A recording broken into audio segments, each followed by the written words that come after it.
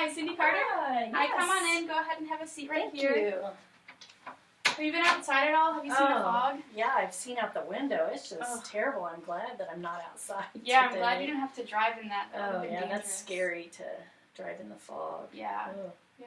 Can I get you anything to drink? We have water or coffee. I'm fine, thank you. Okay, great. Well, my name is Blythe Todd, and I'm the social worker here at Central DuPage Hospital. I have here in your file that your name is Cindy Carter. Yes. What would you like me to call you? Cindy is fine. Cindy, okay, great. Well, today we have about 20 minutes, and I just want to use this time to get to know more about you and your situation. So all I ask is that you are as open and honest as possible so that I can know how to best help you. Okay. And with that said, we do have a confidentiality policy here, so anything that you say in this time will be kept confidential unless you mention to harm yourself or someone else. Okay. I know it's a lot of information to give you really quickly. Do you have any questions about anything I've said so far? No, not yet. No? Okay, great. Well, I understand that your discharge has been set for Friday, and that you have some concerns about that.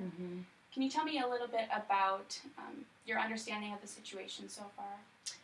Well, they told me, due to, how I'm paying for the procedures and stuff, and that I don't have a lot of insurance, and, Medicaid is taking care of things, or Medicare, that I have to leave on Friday, and I'm a little apprehensive. I just don't feel like I'm ready to go home yet. I'm a little worried about being at home alone and taking care of myself, and cooking my own food and getting around, going up and down the steps. My bedroom's up on the second floor, and so I'd have to go down steps to get downstairs to the kitchen or answer the door or whatever I would need to do. And that's a little concerning to me. I don't have anybody at home that can help me, so what would happen if I would fall and re-injure myself? And I just feel like it's just too soon for me to go home yet. I don't feel like I've healed enough yet. Yeah. When you say too soon, can you tell me what you mean by that? Well, I still have some pain, and I'm just concerned that maybe things aren't healed up enough, and if I would do something to injure myself, and it's on my back, so I can't really see things really well, and I don't have anybody that could look at it and make sure that it's, healing properly. I'm just really concerned about that. I don't want to do anything to mess it up and have to have surgery again. Right. Yeah, that can be a really difficult transition and scary when there's no one home. Right. So,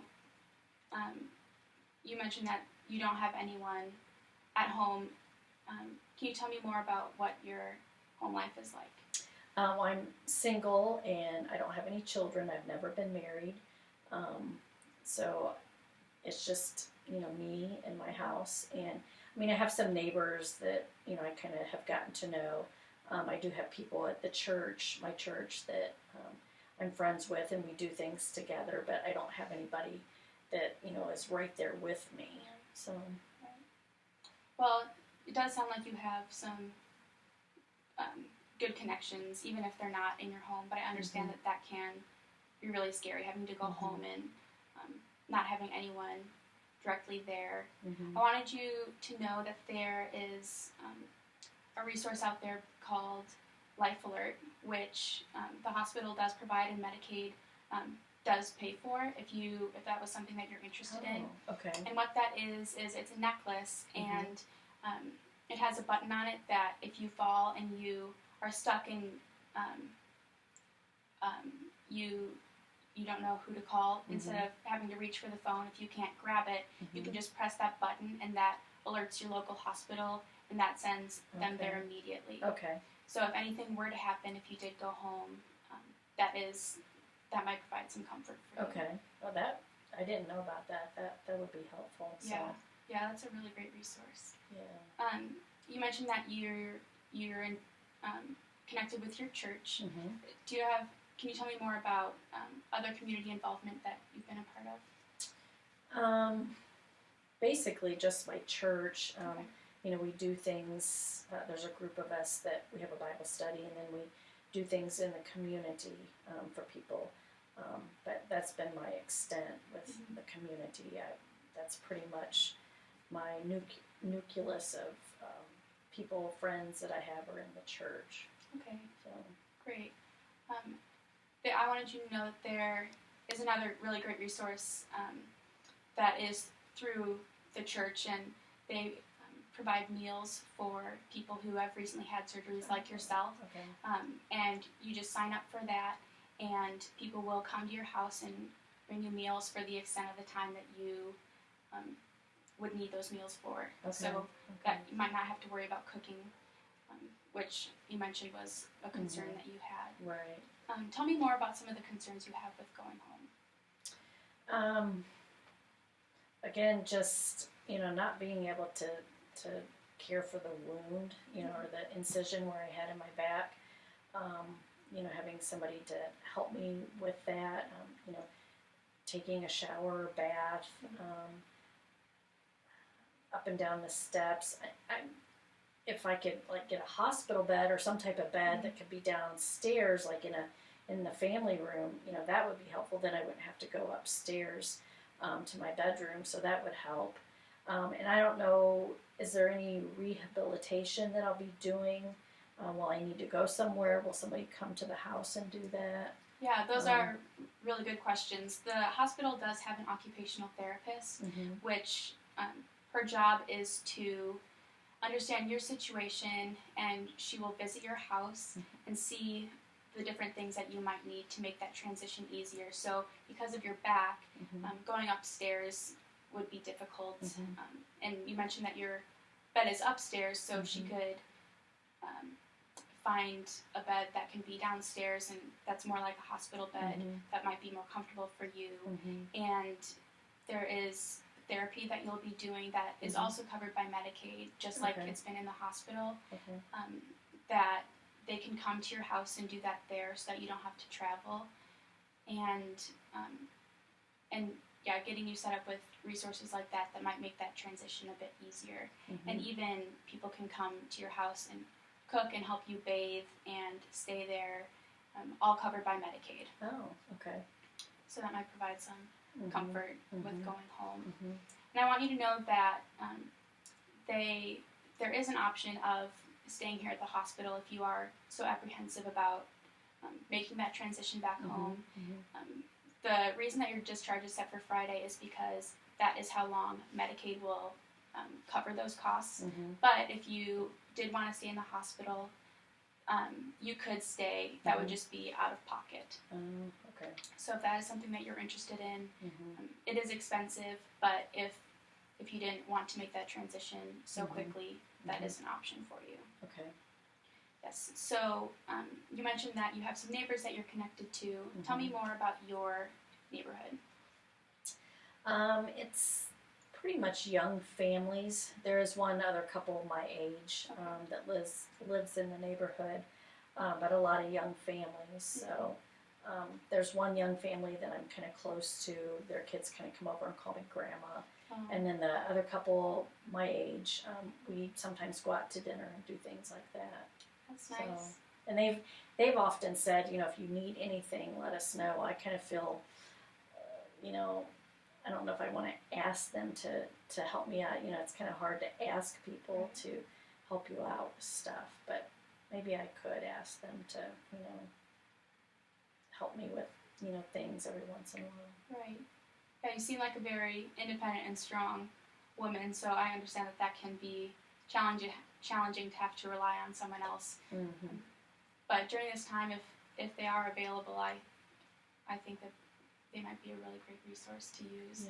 And they're close, so if anything were to happen, you could call on them, which is really nice. Right. Yeah.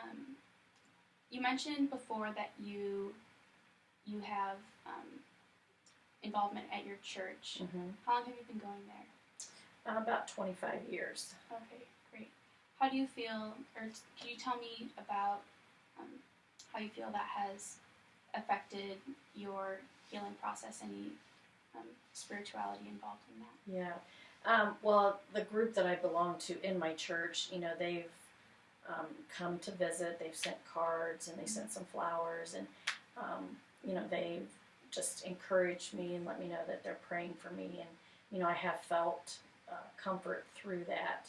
And I know I'll be able to make it through this. It's always just a little apprehensive of the unknown, not ever having gone through anything like this before.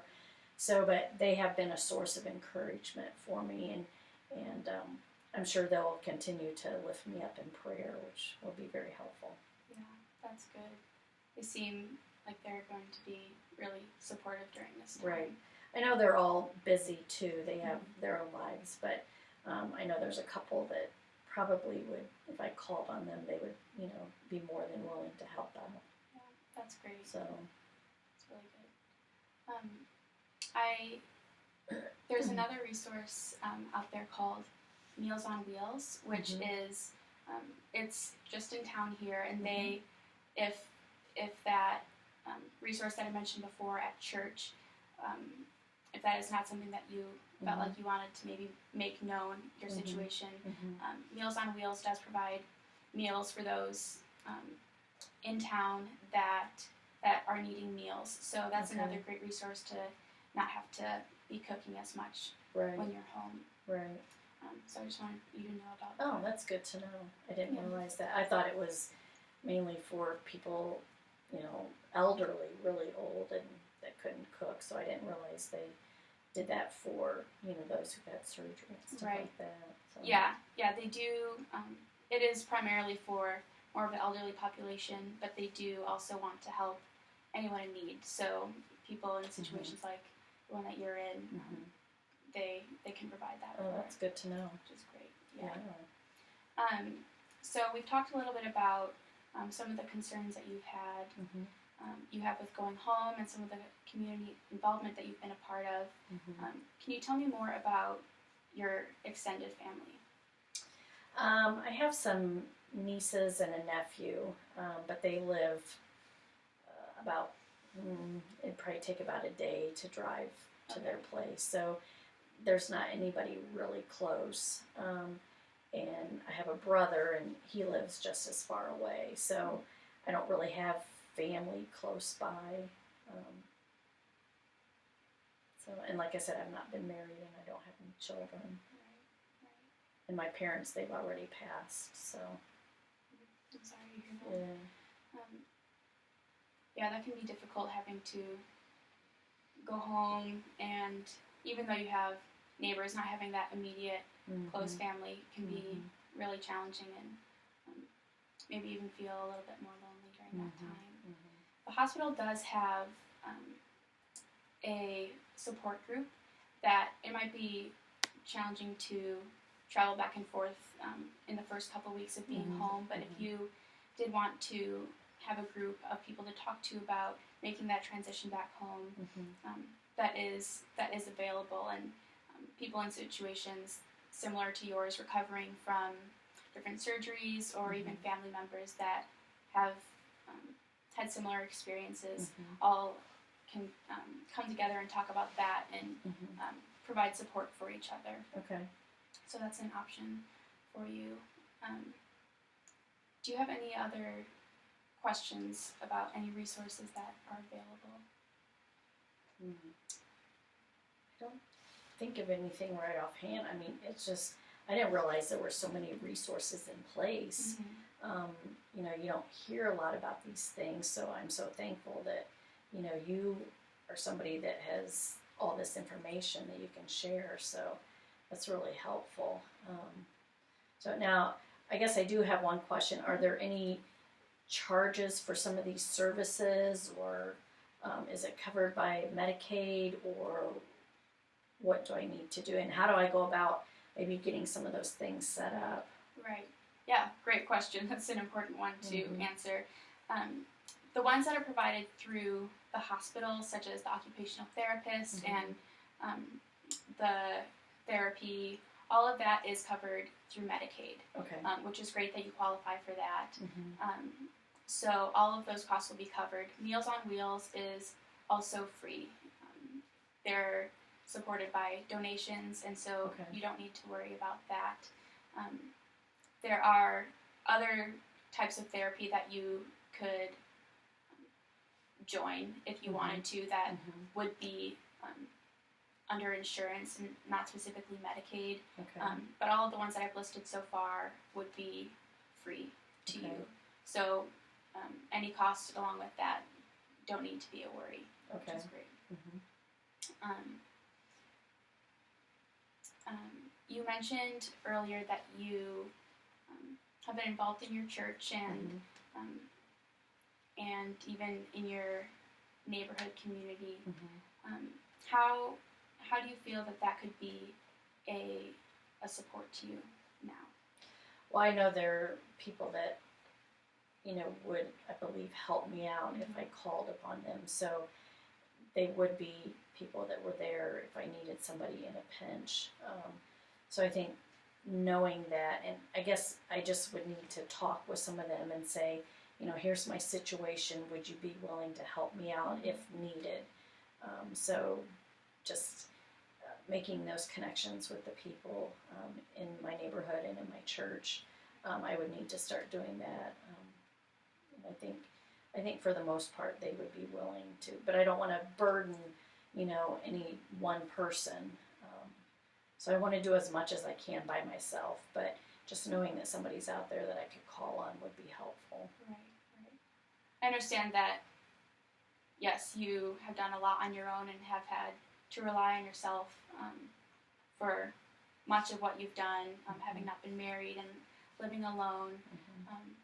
But during a time like this, when a lot of things are difficult to accomplish by yourself, having those resources available, people and different agencies, all of that, those can be really great to rely on during this time and would not come off at all as weak or burden. Many people, many clients that we have come in feel really similarly. They have histories of doing a lot on their own and don't want to ask other people to help them because they feel like it has been a burden, or it could be a burden for them.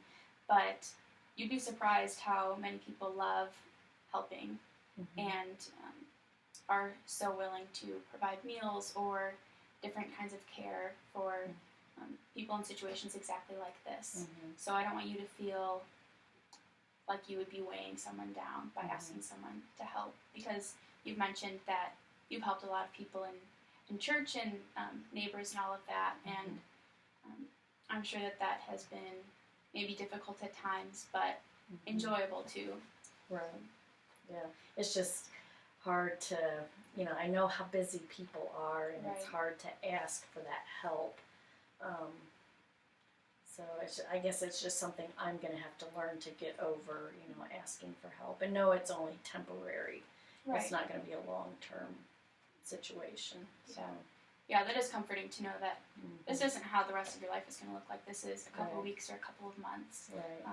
And your therapy has been going really well, and you've been recovering even more quickly than a lot of other clients that have had this kind of surgery. So that's really great and encouraging to hear.